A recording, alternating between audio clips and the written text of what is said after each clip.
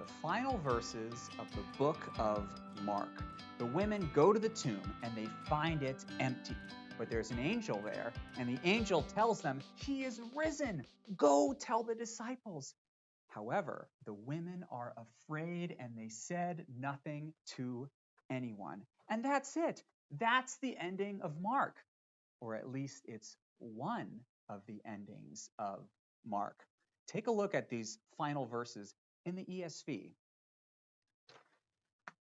So here we have the women go to the tomb, the angel speaks to them, "Go tell the disciples," but rather they fled, said nothing to anyone, for they were afraid.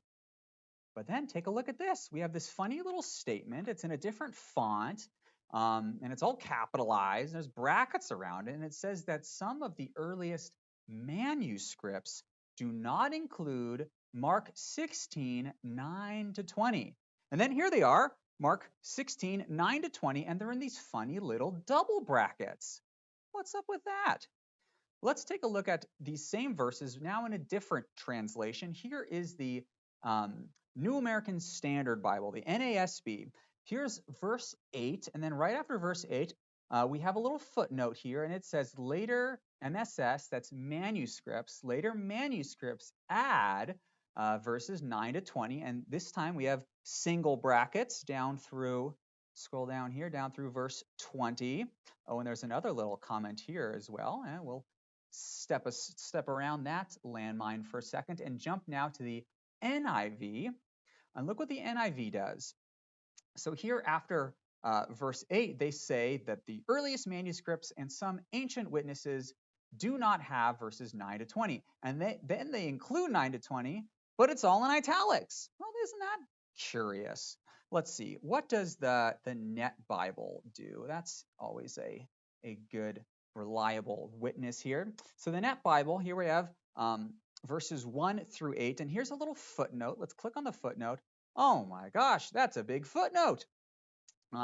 Talking about these witnesses, these manuscript evidence here, and then we have the double brackets going on again. Well, let's go to someone of a different persuasion. An older Bible, the King James Version. King James Version, here's verse 8. Where did you go, verse 8? And then it just keeps on going right into verse 9. No footnotes, no brackets, no nothing. Nothing to make you suspect that maybe this verse doesn't, these verses do not belong. Now let's look at the New King James Version, who follows a similar persuasion, 1 to 8, and then in verse 9 we have this footnote which says that it basically explains what other translations do. It says that verses 9 to 20 are bracketed in the NU, that is the Nestle Allen and the USB Greek New Testaments, and they claim, according to this footnote, that these verses are not in the original texts. And then it simply explains that they're lacking in Codex Sinaiticus and Codex Vaticanus, though they're in nearly all other manuscripts. Well, what is going on? Now, we need to have a little bit of an introduction to textual criticism, the science of textual criticism, if we're going to understand what is happening with this long ending of the book of Mark. And why does everyone say that the early manuscripts don't contain these verses? So, textual criticism. Let me step back here and say that our Bibles did not descend from heaven in a cloud on golden tablets as one unified whole. Of course not. We know, you and I know, it's obvious that each of the 66 books within the Bible was written independently. And then later they were gathered together into a single book. This is obvious. This is common sense. But consider that at one point in history, there was only one copy of every single book in the Bible. Think about the book of Philippians, right? So here we have Paul. He's in prison in Rome, and he's like, oh, my buddies out in Philippi, they're so nice to me. I want to write a letter to them. So he gets out a piece of paper and writes down the letter to the Philippians, hands it off to a letter carrier who takes it to Philippi. And the entire book of Philippians, that amazing joy-filled letter, is all contained in that one single copy, that one piece of paper which is taken to Philippi. And the same is true for longer books of the Bible, for the Gospels like Luke. Let's jump over and take a look at the book of Luke and how it begins. I want to do it in the ESV, though. That's what I'm comfortable with. Here in the book of Luke, he says, I sat down to record a really good gospel. I looked at all the eyewitnesses and read all the other accounts, and I'm here to give you, O most excellent Theophilus, an orderly account of the things that have taken place. So Luke is writing his gospel for a guy named Theophilus, and he writes it down and he hands it. Here's my book of Luke to Theophilus. And at that point in time, there was only one copy of the book of Luke, and it is in the hands of Theophilus. And what does he do next? He reads it. And the guys in Philippi, they read the letter from Paul, and they're like, man, this is really good. So they read it again. And then they invite all their buddies to come over and, hey, take a look at this gospel that Luke wrote for me. It's amazing. And they read through it and they gather more people, and then they start passing it around because, man, it's so great. I want other church communities to experience this word from God. And eventually, a couple dozen people are going to ask Theophilus, hey, buddy, can I borrow that? Please, please, please. And Theophilus is like, man, this copy is getting pretty worn. Why don't this original is getting pretty worn. Why don't I make a copy of it? And that is how the first manuscripts come into existence. Now, flash forward 2,000 years. Today, we do not have any of the originals, Of course we don't. 2,000 years, how could we possibly have the originals? They've been passed around so many times that they disintegrated. But every time that the letter of Philippians passed from one church community to another, people wrote it down and copied it very carefully. And then after that point, copies of those copies were made because more people wanted to experience the wonders contained therein. And our Bibles today, our Bibles are composed of copies of copies of copies of copies of the originals.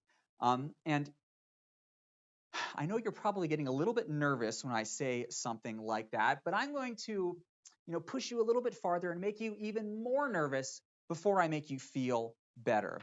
Now, let me do that by asking you a question. Have you ever copied something out word for word? You ever done that before? Ideally, something a little bit longer than just a sentence or two. Well, if you have, then you know how easy it is to make a mistake. Maybe you skip over a word, or you write a word twice, or even you spell something wrong, or maybe you skip an entire line. Like this happens. It's very common in human nature. Let me give you an example from an even more recent example.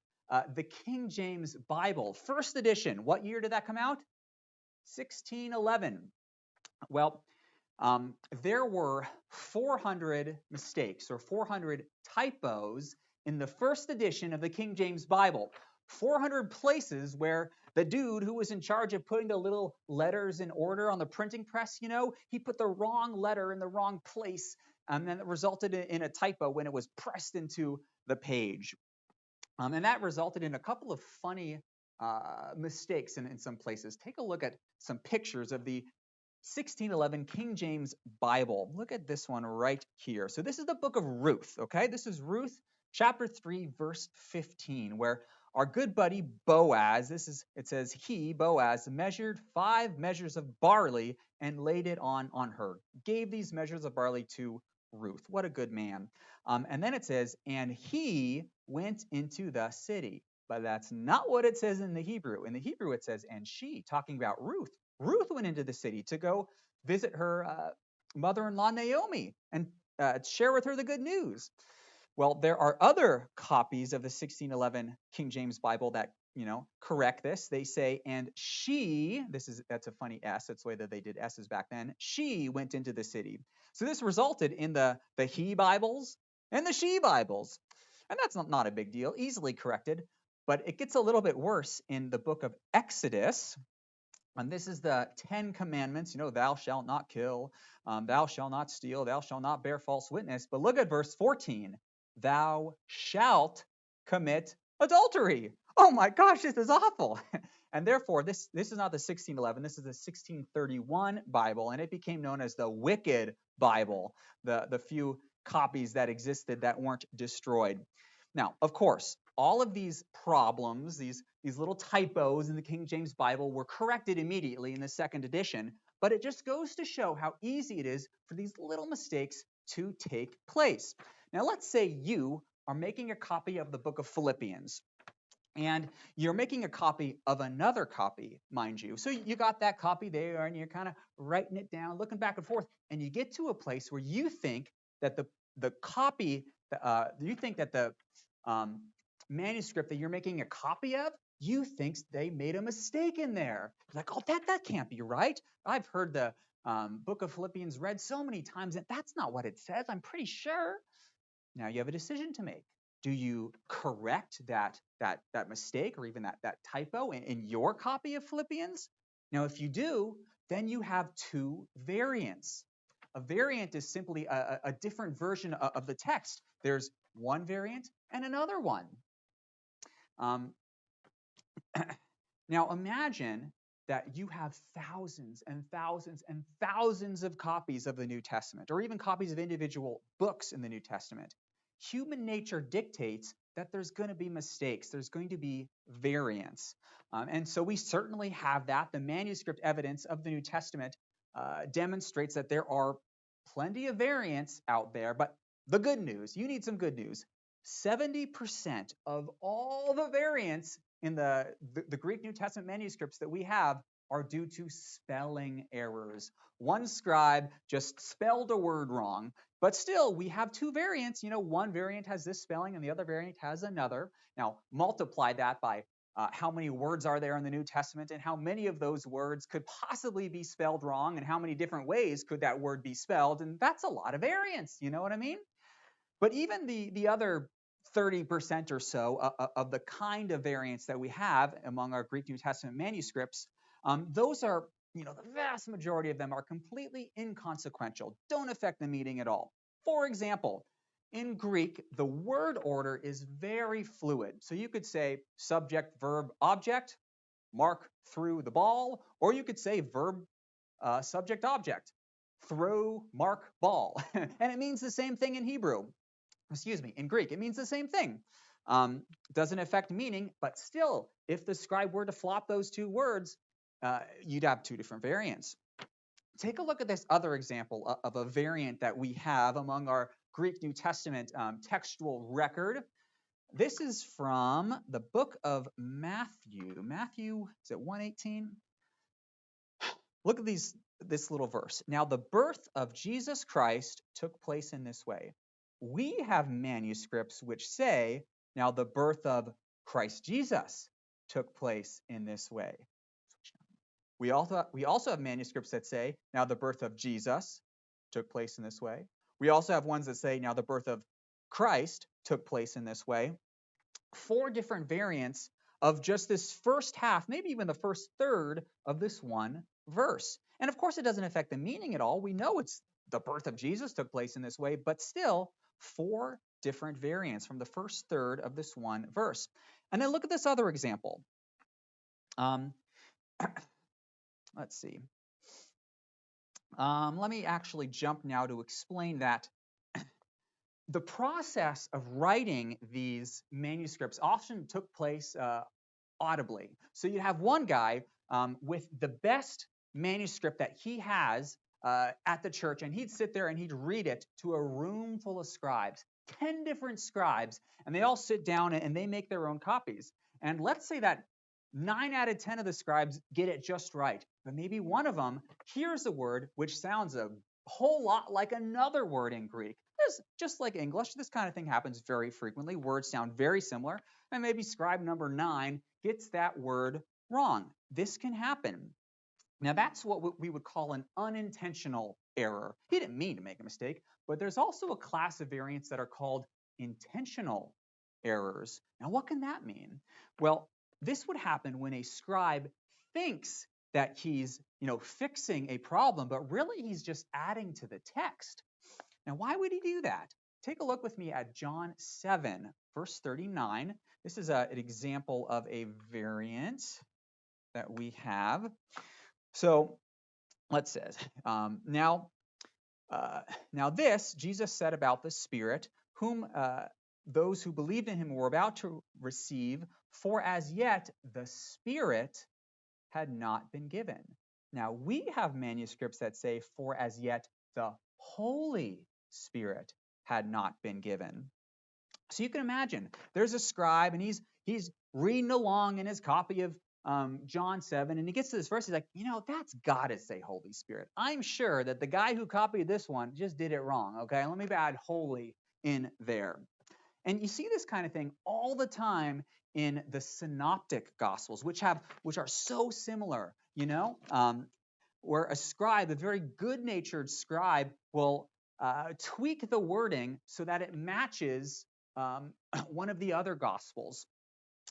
Not doing it out of malice, but simply thinking that he's correcting a mistake. Take a look at Mark 9:29 for me, and you'll probably notice this example immediately. 9:29, where the disciples are like, why couldn't we cast out this demon? And Jesus said to them, this kind cannot be driven out by anything but prayer. Now, can you think of some other gospels? What do they have instead? They said that this kind of demon cannot be driven out by anything but prayer and fasting. And so we have plenty of manuscripts out there that include and fasting on the end of Mark 9:29. Okay, let's take a step back. Long story short, we have a lot of manuscripts. We have, as of a few years ago, 5,824 Greek New Testament manuscripts. And that means if we have so many manuscripts, we're going to have a lot of variants as well. I mean, every single one can't be word for word identical, and they are not. But brace yourself. There are something like 400,000 variants within the New Testament Greek manuscript record. That's a lot, 400,000. Oh my goodness. But it's actually a good thing, you guys. It is a super good thing that we have so many variants, because that simply means we have so many manuscripts. There is no other ancient work in the ancient world that has anywhere near the number of manuscripts as we have of the New Testament. And that means we simply have more data to work with and a much higher percent chance that we can recreate, we can reconstruct what the exact right reading from the original manuscript is. And we do so through the process of textual criticism, in which we take every single variant of every single verse and place them side by side, and we ask, what is the most logically correct reading of that verse? So we ask a few obvious, common sense questions, like how many manuscripts represent this specific reading? If like 78% of Greek New Testament manuscripts say at the end of that verse in John 7:39, they say Spirit, but the other 30-something% says Holy Spirit, well, we're probably going to lean towards the one that just has Spirit, although there are certainly exceptions. And then you also look at how old the manuscripts are. Let's say all of the new ones, say this little addition of a word, but all the older manuscripts don't include that word. Well, we're probably going to lean towards the older manuscripts. This is all very logical. And then also, this is a bit unique. So it's kind of a rule within textual criticism to prefer the shorter reading, because scribes are more likely to add in words instead of subtracting them. Like they're going to add the word Holy Spirit, or they're going to add the word by prayer and fasting. So once you apply this process and you account for the 70% of all of the variants, which are simply due to spelling errors, we are confident in that we have the correct reading of 99% of the Greek New Testament. And that one little percent that we're not quite sure about, it doesn't affect the meaning whatsoever. And it certainly doesn't address the major doctrines of the faith. Okay, so, whew, that was our introduction to textual criticism. What about Mark 16:9 through 20? Well, textual criticism is a game of words. You know, is the correct reading the disciples left Galilee and went on, or is it and the disciples left Galilee? And that's what textual criticism basically debates about. You know, is there an and thrown in there? Except in two places. There are two exceptions to that general rule about textual criticism where there are longer passages that are disputed. One is in John chapter 8, the woman who's caught in adultery, and the other one is Mark 16.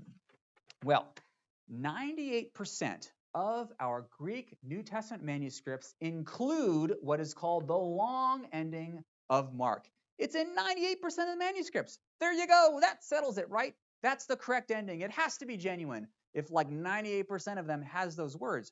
However, our two oldest and our two best manuscripts do not have that long ending. Remember what those are? Codex Sinaiticus and Codex Vaticanus. Let's look at those guys. So here is Codex Sinaiticus. This is very old, from the 4th century. And this is the ending of Mark. Here it says kata markan. That's according to Mark, the gospel according to Mark. And it ends with the words for gar ephebunta. That is for they were afraid. That is for the women were afraid. You know, like the word phobia, ephebunta. It's kind of similar there. And then look at Codex Sinaiticus. It's going to end the same way. Here's kata Mark, according to Mark. Here's for the women were afraid. Gar ephebunta. For the women were afraid. And then consider some other external evidence against the long ending of Mark. Both Eusebius and Jerome, they were alive very early, mind you. They state that this long ending is missing from the vast majority of the manuscripts that they had access to in the 300s. So in the year 332, Eusebius was commissioned by Constantine. Remember that guy who converted to Christianity and then made Christianity the official religion of the Roman Empire? That Constantine, he commissioned Eusebius to make 50 copies of the Bible for the new capital of the empire in Constantinople.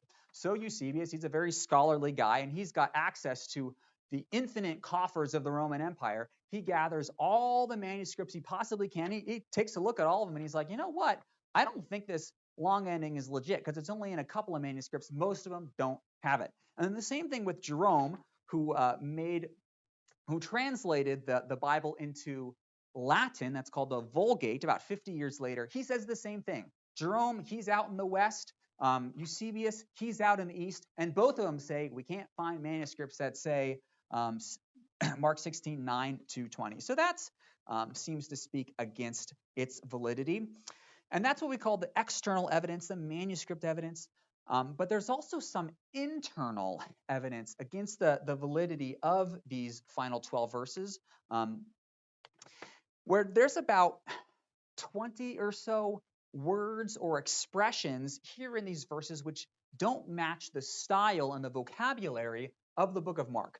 20 words that don't show up anywhere else in the book of Mark. That's a little bit suspicious. And then if you look at the transition between 16:8 and 16:9, man, it's a really rough transition. It doesn't make a whole lot of sense. Take a look at this.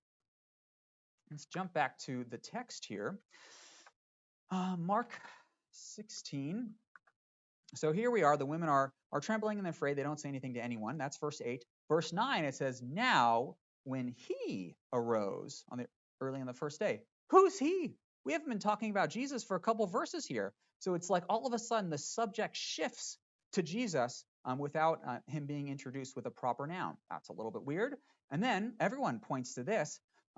It says that Jesus appeared to Mary Magdalene, and look, she's described, she's introduced. Mary Magdalene, from whom he cast out 7 demons. It's like she's being introduced for the first time. But Mary's been around since verse 1. And even from 15 verse 47, Mary and the other Mary were around. And it's if we're introducing her now for the first time here in 16 9, as if she hasn't been part of the ongoing action of this narrative. Kind of odd. And then, of course, we also have this repetition of the fact that it was early on the first day of the week. It was very early on the first day of the week. Why mention that again? It kind of seems suspicious to me. But the most compelling internal evidence, in my opinion, against this long ending comes when you compare this ending to the other endings within the Gospels. Now, let me give you another rule of textual criticism. You should always favor the variant which best explains the presence of all other variants. So does it make more sense for a scribe to take these verses away, to like read them in a copy and say, I'm going to cut out those final 12 verses? No, let's end it right here. That's a good idea. Or does it make more sense for a scribe to get to the end of a manuscript of Mark and it just ends on this fear and not telling anyone? They're like, gosh, can that possibly be right? I don't think so. That doesn't seem right. We need to have an ending here. It looks as if someone just ripped the last page of Mark off. I know what I'll do. I'll just throw in a little ending here and call it good. Call it good at that. Once I add a couple of instances, which I knew take place. Now, if you're going to do that, where would you get the material to add your own custom ending to the book of Mark? Well, I would assume that you would craft it based upon the other endings of the gospel. So this scribe, he takes out the book of Matthew and Luke and John and even Acts, and he's like, all right, let's add something here to the end of the book of Mark. And look how he does that. It seems like every little individual piece of this final long ending of Mark, 16:9 through 20, is adapted, harmonized from another section of the Gospels. So this scribe thinks, well, we're going to need some resurrection appearances. Let's throw a couple of those in there. Let's add a resurrection appearance to Mary. There's one of those in the book of John, so we put that in there. And then this one is so plainly obvious, that famous account of Jesus meeting those two on the road to Emmaus, right? Look how that is summarized in one little verse here. After these things, Jesus appeared in another form. He wasn't recognized, right? He's appeared in another form to two of them as they were walking in the country. Clear summary of the road to Emmaus story. And then let's have another account of Jesus appearing to the 11 and then rebuking them. Why do doubts arise in your heart? Because they did not believe. And then clearly we're going to need a commission, right? I mean, Matthew's got a great commission. It is a great commission. Let's add something like that. And so this scribe appears to add some kind of commission where the disciples are sent out into all the world, and there's a reference to baptism.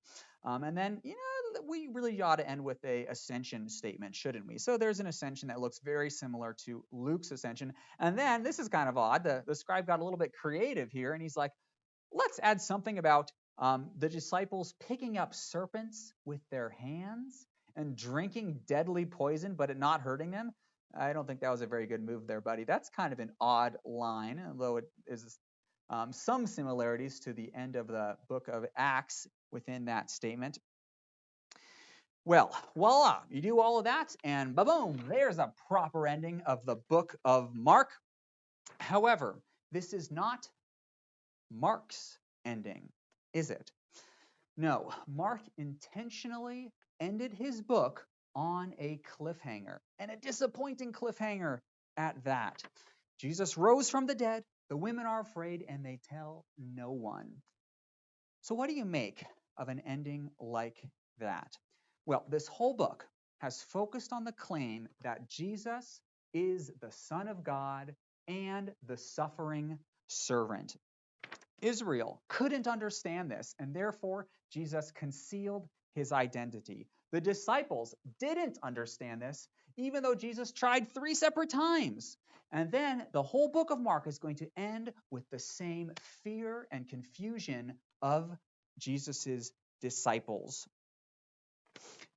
It is as if Mark is giving us a final reminder that in order to have Jesus in his glory, you must first accept him and follow after him in his death. And every generation then must wrestle with the cost of discipleship, the cost of carrying your cross. And so this conclusion, this shorter conclusion of the book of Mark, is an invitation to the reader. How will you respond to the suffering servant who calls you to carry your own cross? Will you respond in fear or in faith?